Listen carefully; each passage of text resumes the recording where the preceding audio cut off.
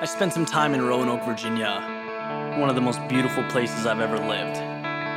It's this little valley surrounded by the Blue Ridge Mountains. And across the street from where I lived was a park. And you could look over in the evening and you would see hundreds of fireflies flying around. And I always thought it was such a cool thing, bring me back to when I was young, when I was a kid, and it was such a thrill in running around trying to chase those things. And seeing this day in and day out led me to think, 24, 25 years later, about all the things that have changed in my life.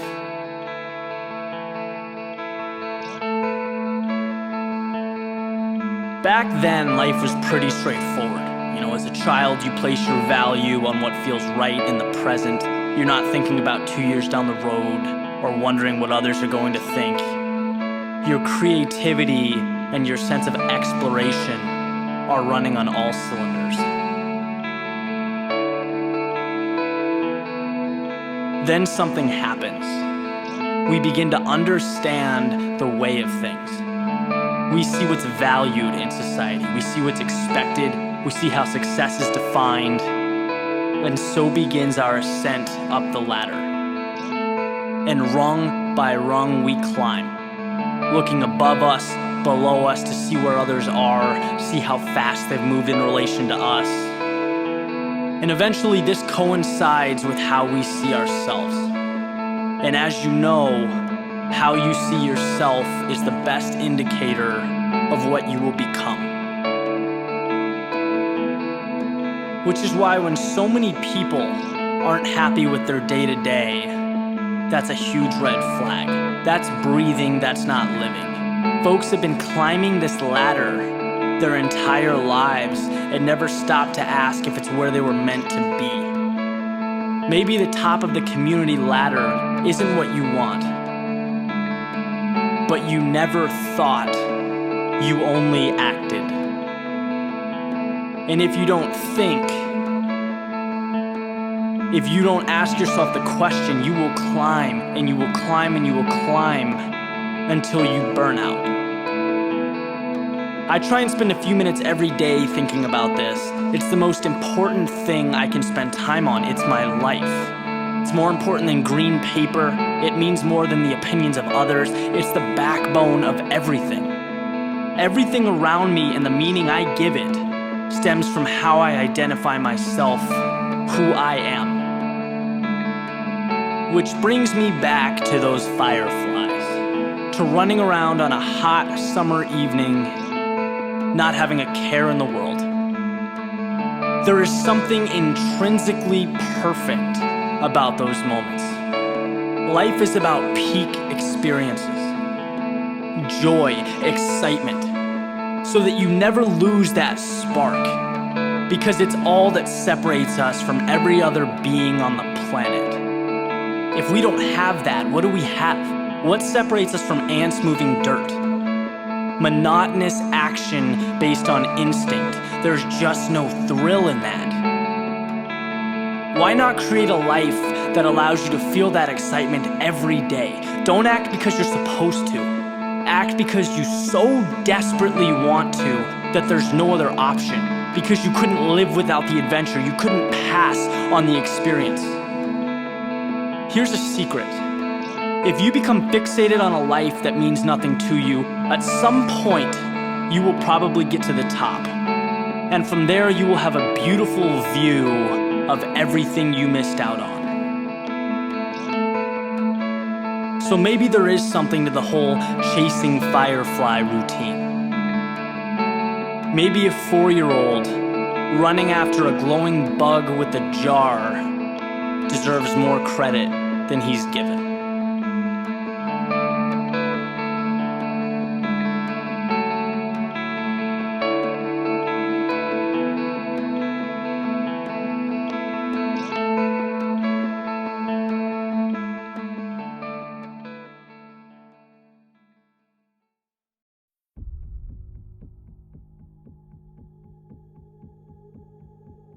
Our lives require failure, like our lungs require oxygen. And when I find the world around me lacking in the resources that I need, because in so many ways I have forgotten to breathe, to step out my walls of comfort and breathe in lessons waiting to be taught by the greatest of teachers, life. Life, the unpredictable and often unremarkable miracle. The book that reveals itself through experience, that tells tales only in hindsight. Our world is a book in which we choose our own ending, and so we must fail. Because failing means living, and we were meant to live. We must fail because every failure is the mark of a poet, an artist, or an author bringing the story one step closer to its resolution. Continually walking up to a blank wall and making a mark, a single trivial mark. A mark that's misunderstood at best, but likely scoffed at, ridiculed. But each mark gives meaning to the one before it. These marks, they become chapters, become narrative shifts, become stories. Every failure you throw against this wall becomes part of a mural. It's an element of beauty before the work can even be deemed beautiful. Yet we continually misunderstand. When you hang your head in disappointment, when you see only the smudge of paint you threw against that wall, you are oblivious to the fact that you're making something meaningful. So here is my challenge to you.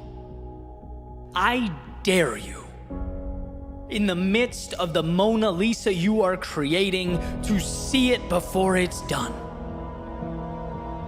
I dare you to be strong enough to fail not just once, but over and over and over again. I dare you to keep your eyes focused, locked in on what's in front of you.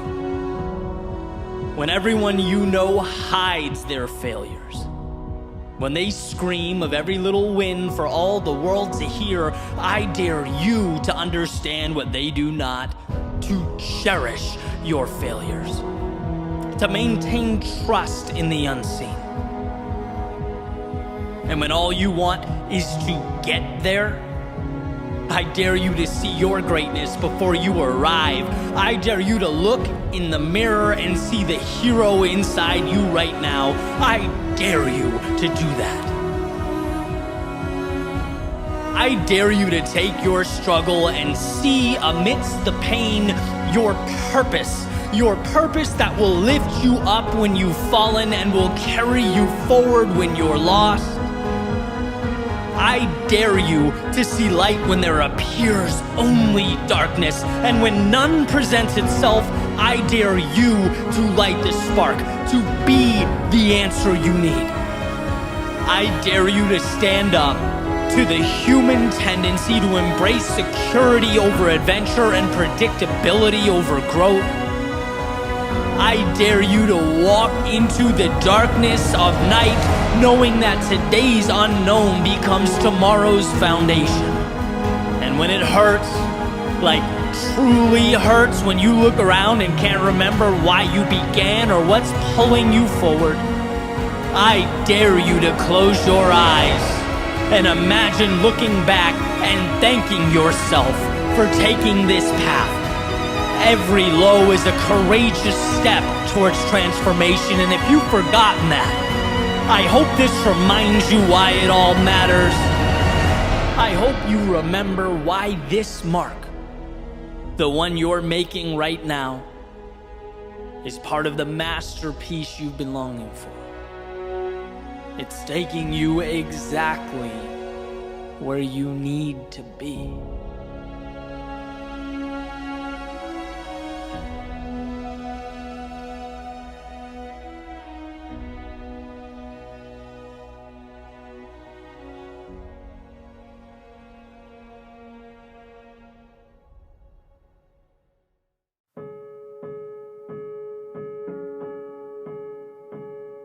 That to find ourselves requires we must first lose ourselves, is, I believe, life's greatest paradox.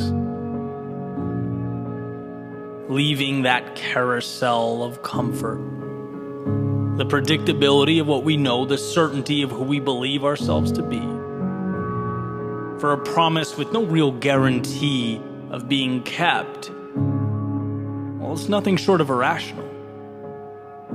Are the odds in our favor? Perhaps not.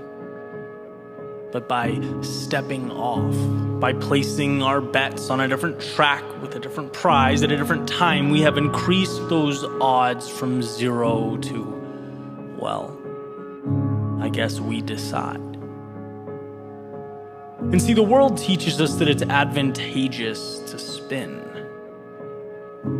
A spinning carousel is predictable, it can't be cheated, there's very little room for loss, or humiliation, or setbacks, or even life to get in the way. You know where you start and you know where you end, and that's just the thing. This spinning world is so easy that people don't want to leave. In fact, it's not until you walk away from the crowd that you even face the unknown. And that's precisely why it's so hard to walk alone. It's hard, it's challenging because of the now. Not because the now can't be measured or understood. No, we get it. But because there's this little whisper in the back of our heads that the now might go on and on and on forever, that check will never be cashed, the summit never reached. No, just footsteps down a perpetually long, windy road, and that's, when maybe, just maybe, we miss that carousel. We miss the safety and security. And that's what sometimes makes it such a stressful thing to walk alone. We think about all of ourselves, our mind, our heart we've left behind along the way. Truths we now have to face, things they never taught us on that carousel. We had to learn that we were wrong about who'd be by our side through it all. We could no longer hide behind the notion that when things got tough, someday everything would be there, would be the same. We learned to swim by jumping into the deep end, seeing in real time that people only believe what already exists, what's put in front of them, that ideas are empty, that a dream is a language only spoken by its creator. And if you want it to mean anything, you must dedicate your life to translating it. We learn how much is backwards, how much of life is reactive, that success is being one of the few who don't react, but build a world to react to. And in the thick of it all, to internalize the process, because talking does nothing. Plans are just potential energy confined to your pocket. You have to be okay growing that seed by yourself. Like a runner making her way past a crowd, right? The crowd sees calm, sees peace, sees the finesse of an athlete gliding over the pavement. They have no idea the war being fought behind her eyes. The silencing of constant whispers to slow down, to do less, the repression of pain that consumes her to such an extent it can't even really be pinpointed. It just kind of floats over her body. They'll never know that. And what we learn is that they don't need to. It's the truth. And see, it's also what makes it quite lonely to walk alone. Walking alone, well, it's a lot of things. But it's never boring. It's never dull. And if you can hang in there long enough without even noticing the headwind you've been fighting, it becomes a tailwind. And where we may have felt alone, the idea pops into our heads that maybe that's not quite right. If anything, the wind at our back is now momentum. It's a partner along the way.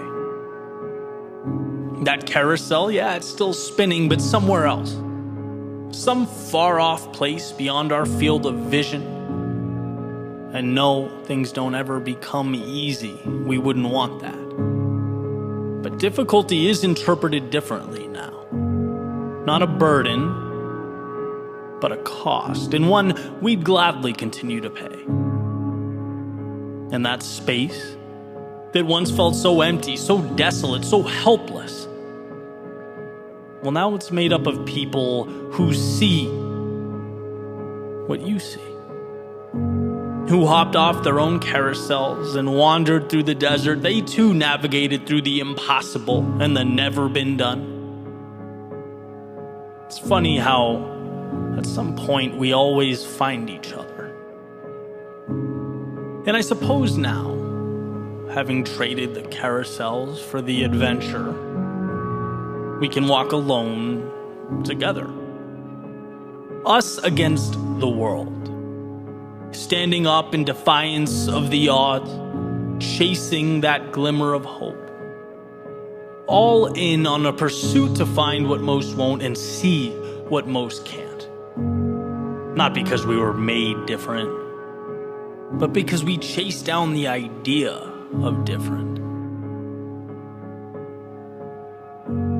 It gets a tough rap walking alone. And in so many ways, it's a fight. It takes all of you. But you don't come out the same person you were when you stepped in. The same person you'd still be today had you stayed on that carousel. So if you are still spinning, step off. And if you have, if you're still adjusting to the discomfort of reality, if you're making your way through the hell of uncertainty or questioning whether you have what it takes or have the strength to commit, I promise you do. In fact, you're right where you need to be. So don't be distracted by those screaming of their successes or communicating, capturing every small win as they make their way around the carousel. It's the quiet ones who change themselves. The ones who take life one step at a time, one battle at a time, who redefine reality. And I'm sure you can't see it now. No one can. No one can see the sun amidst the storm, but you'll emerge. Stronger than you ever were. You will navigate towards the ideal and away from that life you once settled for. It's a long path, but it's worth it. So get up and let your feet guide the way. Let's go walk alone.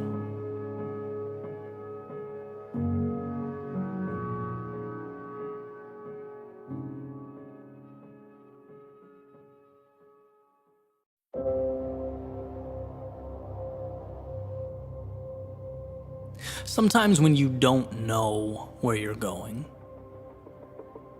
the best thing to do is go there. A wise man once stated that an object at rest stays at rest. And while his rationale was a little different than mine, I'm gonna borrow from his premise.